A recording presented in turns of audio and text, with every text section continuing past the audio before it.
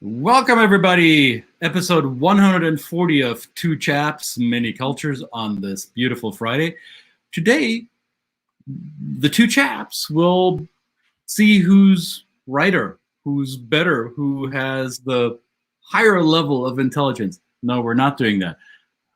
However, we will talk about your coworkers, your bosses, your associates who have a hard time being wronged. And what are some ways to deal with that? Stick around.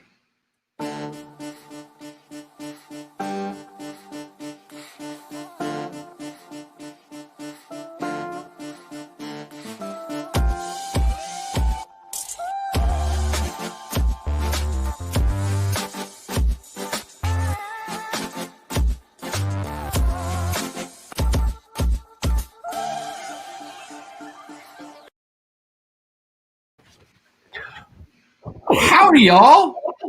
Hey, y'all. Hey, y'all. Howdy, y'all. How y'all doing? Well, I'm just fine. I'm just fine. As you should know, here in the southern United States, you can use the pluralis majestatis for single individuals, right? And Yep. Here I am throwing a Latin technical term at you. Yeah, because I like to be the smart guy in the room, right?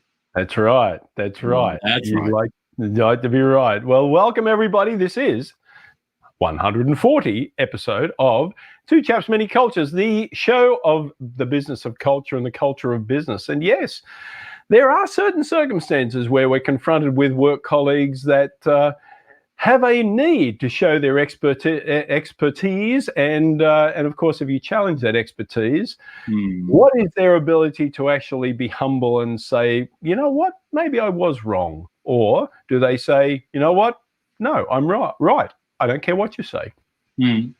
And I'm sure y'all. No, I'm sorry. I need to stop this. I'm not from the South. However, this is a word or a conjunction, I guess, in linguistic terms that has snuck into my repertoire. So I'm sure many of you currently have coworkers or colleagues, or may have had them in the past, that have this need of showcasing their excellence, or they. And I'm not deliberately trying to make this sound wrong. There are certain personality types for whom it is important that their education, that their knowledge, that their track record, that their expertise is recognized by others. It is part of who they are. This is part of what they value. And that can be very helpful for a team. In a dysfunctional extreme, it is a little less helpful because you're dealing with people who, in American English, we would call a little bit full of themselves, which means that they are have a very high opinion of their own intellectual capacity and may not be as readily willing and able to recognize other people's competencies at the same time. So that will be the dysfunctional version of that personality prototype. Brett, have you dealt with people like that? Yeah, absolutely. And it can be a cultural thing. There are cultures where leaders are called upon to actually show their expertise and take control and be the decision makers, be the final say. And their workers that the team that they're working with are looking to the leader to be that particular style. So that is, I would argue, not a dysfunctional aspect of that trait. It is just a natural cultural style to say, I'm being relied on. My team needs it for their sense of certainty and continuity, that I take control and I be the one that makes the final decision. And therefore that may include me having to sometimes be seen to shutting down any challenge to that authority. So that can be a cultural thing, yes. And I've come across it or I've seen it in certain clients as well. And when you dig into it, the more humble of them say, yes, I know that is true of me, but that's how I've had to be. And now when they go into a new culture, kind of teasing that out and saying, how can you move or style switch there, is a really big skill set. And that's possibly something we can give some tips on today. Yeah. And I don't want to poo-poo my my native culture. However, the German education system, or the education systems in German-speaking countries, seem to elevate these personality traits because that's behavior that people learn that it's rewarded, so they continue doing it. So you see, in a corporate context, you can see people who always want to be right, or who in fact are often right, or who have a high level of expertise. They, in some corporate contexts, they are allowed to reach the highest ranks of leadership and decision making. And in other corporate contexts, that is not the personality type that will allow you to ascend to the C-suite as easily. So I think it's a, for me, it was a rough awakening at first when I began my professional career. That was before I dabbled with cross-cultural stuff. That in Anglo-Saxon cultures, the PhD or the super brain or the researcher or the quote-unquote nerd isn't necessarily the person that's at the top of the hierarchy. And for me, that was like, well, why not? Because in my environment, the environment that I grew up in, the people who call the shots are the ones with the highest level of education. You look into many German, Austrian, Swiss, Dutch, Belgian, I'd say Polish, Danish, some other Nordics as well, in those organizations, and you look at their leadership suite, and you will find that more often than not, the top decision makers have high academic degrees, or have maybe a background in research, or are in other ways academically trained. They have some kind of acronym alphabet soup behind their names, which are an indicator of their skill set, of their education, of their competency, regardless whether these people have actual people leadership skills or not. That I learned later on in life. Just because you have a high level of academic achievement and all the diplomas hanging on your wall doesn't necessarily make you a great leader of people. However, in some cultural context, the education comes first. That is the indicator why somebody should be given the decision-making capacity. Whereas I noticed in Anglo-Saxon cultures, whether it be in Great Britain and North America, I believe Australia, New Zealand are very similar in that regard. It is not necessarily the PhD who climbs the corporate ladder fastest. It's the person who can cast a vision, who has a big picture view, who is more entrepreneurially minded, and can incite, motivate, inspire, make fire under the butt of people and get them to do things, right? So that doesn't necessarily mean they have to have a professor or PhD title. No, and yeah, you're right. You mentioned Australia, my country, where somebody who comes in with those the big boots and the big hat will basically be cut down a little bit, and not in a mean way, and certainly a sarcastic way, joking way to start with, in the hope that you will get the message and and that kind of coded. The coded interaction of saying, yeah, well, like, tone it down a bit, pal. Like, we're all friends and allies here, so we don't need to we don't need you to be right all the time. We need you to actually just pull the collective a little bit more. So yeah, so that is right. So, but it is confronting then having to navigate that in a professional sense.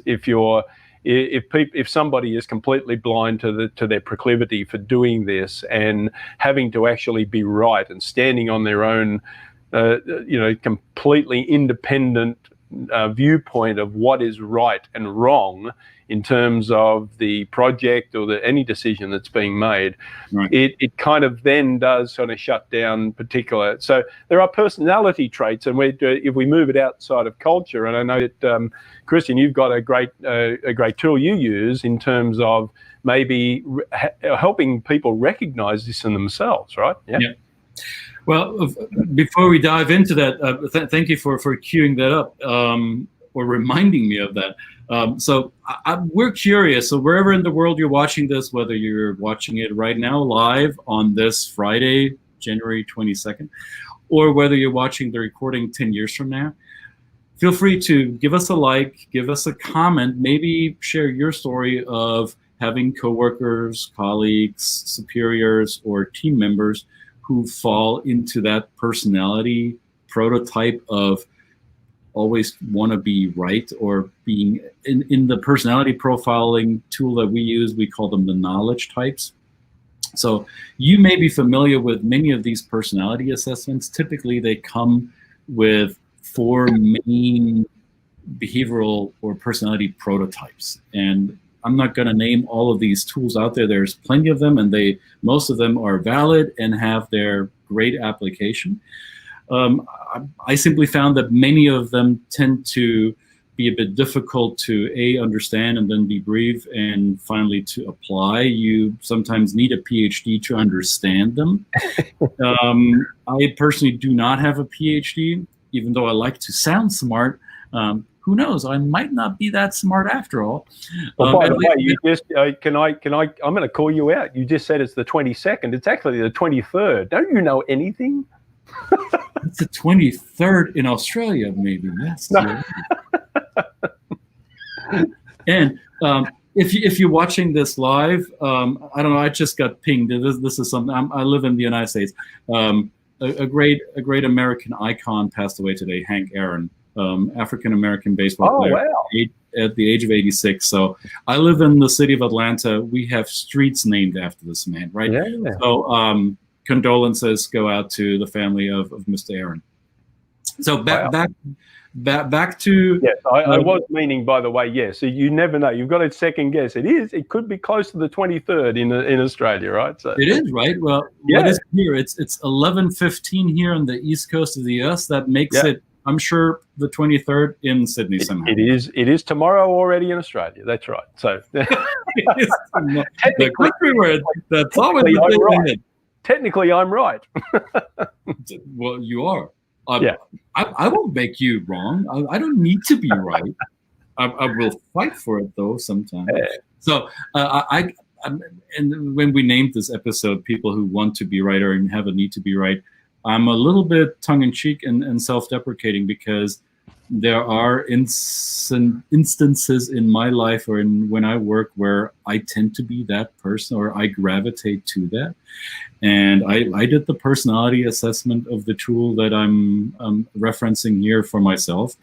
And yes, I'm very dominant in that personality code. So in our work, we use a tool called Codebreaker, B-A-N-K, Bank Codebreaker. It has nothing to do with a financial institution. It's simply, B-A-N-K is simply an acronym for the 4 behavioral prototypes. B stands for blueprint, A stands for action, N stands for nurturing, and K stands for knowledge. So I'm ranking fairly high on that green card here, the knowledge card. I know Brett is probably a little bit higher on the nurturing side. So we all are a mixture of different personality prototypes. None of us are one thing, only the same as we are not one thing culturally. I'm not simply German and Brett is not simply Australian. There are nuances to this, and we can't stress this hard enough. And we do this in our training programs, in our coaching programs. We remind our clients, our customers, our participants that it's not about painting with a broad brush and perpetuating stereotypes that just reinforce our existing biases or amplify biases that we may only have had a little bit. That's not the goal. That's not the purpose of the work that we do. The purpose of the work that people like Brett and I do is to inspire your curiosity in the nuance. And simple answers rarely work. We've seen it over and over in many parts of the world where people promise simple answers and the results were dismal. Without looking at the grayscale, none of the black and white will make sense. So when we talk about these personality prototypes, the knowledge prototype, that the person that we give it the color green in the bank code. So you have the 4 primary colors here, right? So and the green card or the green color represents people who value research, who value universal truths, who want to dig deeper into a subject matter, who value perpetual learning and are very interested in technology. Often people you will find in R&D professions or in IT or in tech, scientists, researchers, teachers can often be strong on that personality scale. Those are all what I just told you are all professions that don't have to be quote unquote dysfunctional in being right all the time, right? But once in a while you'll come across somebody who doesn't have the behavioral flexibility or the empathetic bandwidth to tone that down a little. And sometimes it results in, hey, I've got the better education, therefore you should be looking up to me and recognize the pedestal that I put myself on, and therefore take my instructions as binding. And that doesn't really help in a team context, right? And I have an interesting personal experience about this because, as I said, I come from one of these cultures where academic achievement is one of the main markers, main indicators of hierarchy, so to say, or decision-making capacity. And I was doing work with a new corporate client who back then I had just signed the contract with, and it was a big contract. So I knew this was going to be years of work with this client. I was really happy about it. And we were doing this work at one of their foreign sites. So this was a German company doing business in the United States, and we were contracted to work with them here in the United States. And it was announced through the media, oh, there's a new CEO incoming for this particular site. So this will be the top decision maker. And he was portrayed in the news release and in the newspaper and online. And there was a picture of the gentleman and his name.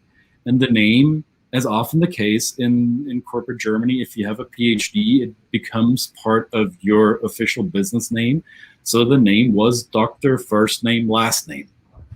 So I, being German, being of that same culture, I immediately knew and expected, okay, this is a guy with a high level of education. Also, he is placed by his company in this decision-making role. I better show deference. I better make sure that I recognize his authority, which is given to him or which he earned by education, right? High degree of knowledge. So I meet this gentleman in a social function, like a Chamber of Commerce networking function. And I approach him, I introduce myself, and I address him as it is the custom still in Germany in a more formal style by saying his last name followed or preceded by the doctor title. So I would say, good day, Mr. Doctor, last name. And in German, that would be, you would continue that. You would continue on that formal path, Mr. Doctor so-and-so, and Mr. Doctor so-and-so, and yes, Mr. Doctor so-and-so, and of course, Mr. Doctor so-and-so. And this went on for about less than 2 minutes when he took me aside and said, all right, I think we now established that I have a PhD. Can we cut that crap, please? And my first name is. So he lowered the formality bar for me within 2 minutes, which is, for Germans of that caliber and that generation, I thought it was quite fast. And he said, we both know we're here in the United States where hierarchies are different, formalities don't matter this much, and my PhD isn't as relevant. So we both acknowledge that I have it, it's done, call me by my first name. So this was a gentleman, yes, high in knowledge, and having with a high degree of cultural and emotional intelligence to recognize that being a dysfunctional knowledge type will not win him anything. Mm. So he was very quick to step down from the perceived pedestal and become a commoner and say, hey, I'm one of you. Yes, I'm leading here. And yes, I'm approachable. Please call me by my first name. So I was deeply impressed by this gentleman's intuitive, almost, cultural intelligence, because this was his first assignment in an Anglo-Saxon country. Yeah. And yet he did it right from the start. So still kudos to you, Mr. Dr. So-and-so. I'm not going to name your name. Yeah, that's right. I mean, but say he had have shown up and he, he had a particular, we obviously give certain amount of information or in a certain way in the work that we do. If that person had then gone the other way and said, you know what, I want to ask you a question about something, and you answered that question and they disagreed, and then they stood on their high horse. How do you manage through this? I mean, what is the style, knowing what you know from using these profiles, these personality profiles? How do you, if somebody, say, if I'm a nurturing person who might particularly take that approach as, give me a break, dude. I'm just a person, how do you, that's a question, right? For professionals, they have to navigate somebody who pushes back against them and says, hey, what you're saying is wrong. What I know is right. So therefore, and you said something interesting before, people who actually go down the rabbit hole of really deep knowledge, it is real technical or high level of understanding of a particular subject, and therefore they're so deep and secured in that knowledge that it makes it hard for somebody. And it's not a negative thing, but that depth of knowledge in there is so embedded that it's hard for them to then step out of that zone and be challenged in their knowledge. Right. So how do you do it? How would we approach that? Well, in that case, I think if you're dealing with somebody who is very deeply embedded in their subject matter expertise, you're not going to challenge them with emotion, or you're not going to challenge them with your approach because you think you know better. You would have to actually know better and be able to prove it. So as is with cultural adjustment, it is also with personality adjustment. You can either be successful in human interaction, you can be successful in a global context, or you can insist on doing it your way. And that's your choice. If you continue to do it your way, your default way, then have at it. Good luck to you. Where's the tissue box? I'll hand it to you for the path down that road. So if you want to be successful, you want to start figuring out how to lean into another behavioral pattern. So if you recognize you're dealing with somebody who likes to be right and has ways to make herself or himself heard and seen and felt in that way, then if you want to change that person's mind, or if you want to influence that person, then that means you will have to do some homework. You will have to get your facts straight, because the only way to, or the best way, not the only way, but the best way to argue or to deal with somebody who is high in knowledge is to meet them at their level.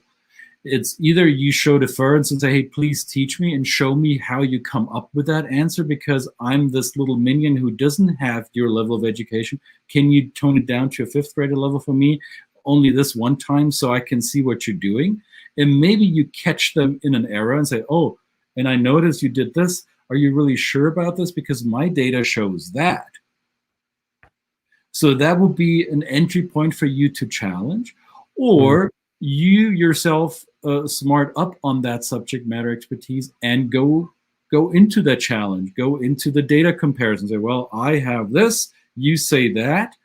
Let's see who's got the more valid data.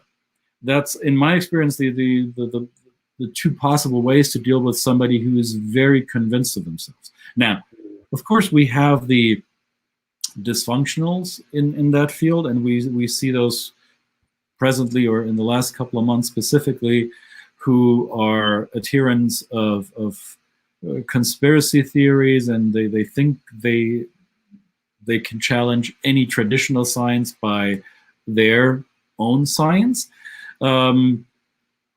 I haven't found the answer to that yet. Because I've noticed there are people who, confronted by hard, cold facts, will still not be swayed because their belief is bigger than the weight of the evidence. So that's where we get into beliefs and not personalities, right? Yeah, that's right. Embedded beliefs. It's coded in them, right? Their proclivity for just believing the strangest things sometimes that have been disproven by science. So yes, there is a limit. I mean, how much do you invest in a person in your immediate realm, in a professional sense anyway, in trying to meet them head to head with actually cold facts and knowledge of your own? That's a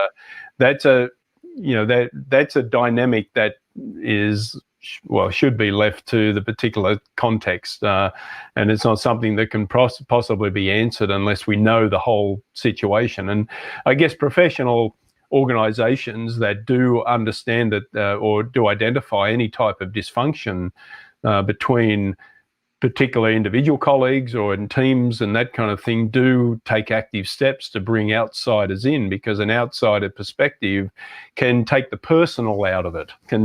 Yes. It's no longer a personal trait then. It's it's somebody coming in and looking at it from a 10,000-foot view and saying, it doesn't mean you have to change your beliefs, but here's the effect of your style on causing this dysfunction, and therefore perhaps putting your kind of need to be right aside in favor of a more conciliatory type of approach to make it, at least in this setting and even in the short term, a better experience for your colleagues, is one way to do it. And we've seen that, and we've worked with those effectively too. I've had this experience last year with one of my clients. I was asked by the human resources department of this. It's a chemical company, fairly big company, and the leader of their quality assurance / research lab, who's super high knowledge, super chemical engineering, through the roof smart guy. And he has like 15, 20 people in his lab that report to him. So there's the cultural component. He's an outsider. He does not belong to the cultural majority of the team that he oversees. And then he's also in high knowledge. And human resources was frustrated to no end, because they said, we give this person a leadership role and we don't see the potential fulfilled yet because he rubs people the wrong way. Can you help?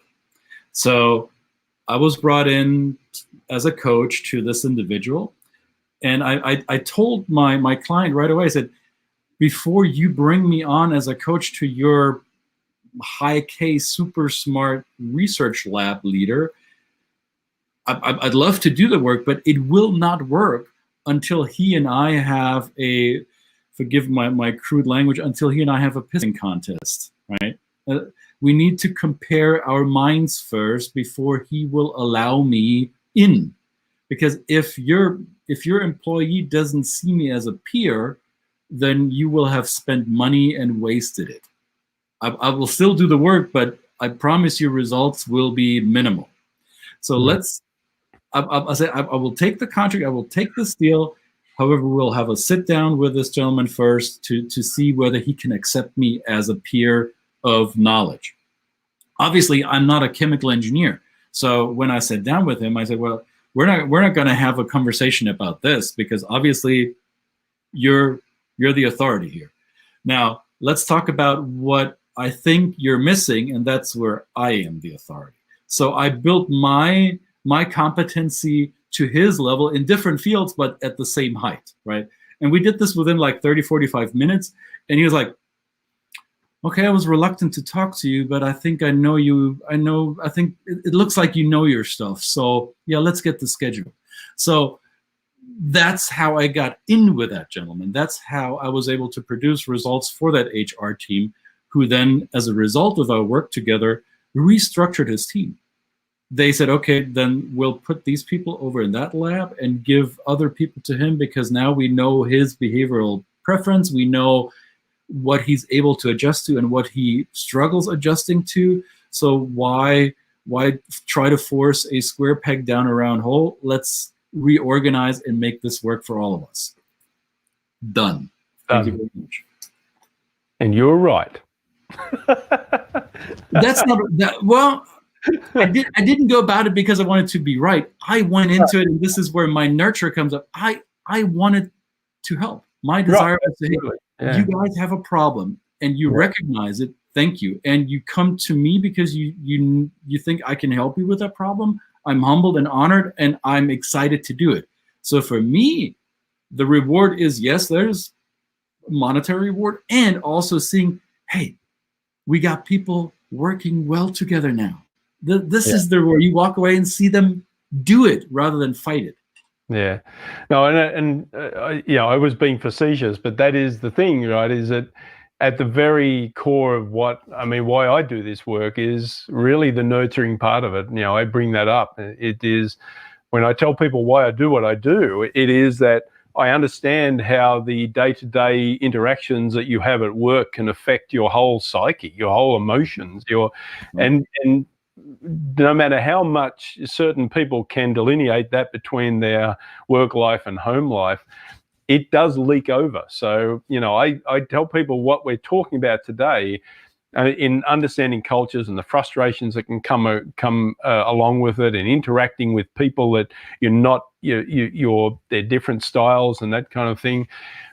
It can really have an effect on your larger psyche. So this is a bigger effect than just you as a professional, even though the professional part might be the target. But right now we're looking at the outside of the target and what might be hit by the stray arrows that are caused that come in with the problems areas. So it is interesting to bring in that nurturing side of it. To your point, this lab leader's wife and his family, I learned during that process, were highly frustrated with Daddy coming home frustrated. Yeah. Daddy was frustrated. His family was too, because Daddy didn't spend time with the son. He spent time into the late hours to try to correct what his team didn't do right. And taking that pressure out didn't only help the individual in his role, it helped the family setup, and it helped relieve some psychological stress on the team side, right? Yeah, all in the pursuit of harmony, after all. So, and we can then go away and do what we want to do now, and go away and enjoy our weekends. I don't know whether I'll be doing. I'll be just spending time with the family, and at home. Just for a change, because we can't go anywhere, but that's fine too. Home is where the heart is. So I'll be going to India tomorrow. How's that? Going to India? Nice. Yeah, I have the honor of being invited to a learning session with the IBS, the International Business School of Hyderabad. So I'm super excited to be presenting to. Well, I don't even know who's going to be in the audience, but hey, India it will be. All right. Well, very cool. Well, this is episode 140 of the Two Chaps Mini Cultures. If you like what you hear and see, please hit the subscribe button on YouTube if you can, and hit us up on any of the social media little spots that we live in this. Well, we are relying on social media nowadays for most of our connections, so that's a great thing too. So yes, please add your comments and questions, your experience too. We want to hear what your experience is as well. So we wish you a wonderful weekend, and we will be back with another week full of fun and frivolity next week, and a little bit of serious. I'm looking forward to that. There will be costumes and there will be fun and frivolity. All right, it is carnival after all, isn't it? All right then. Oh, I'll take that. No worries at all. Well, fantastic. Well, you have a wonderful weekend, sir. Same I to look you, forward my to friend. seeing you. And this is Two Chaps, Many Cultures, 140. We are out. See you next week. Bye-bye.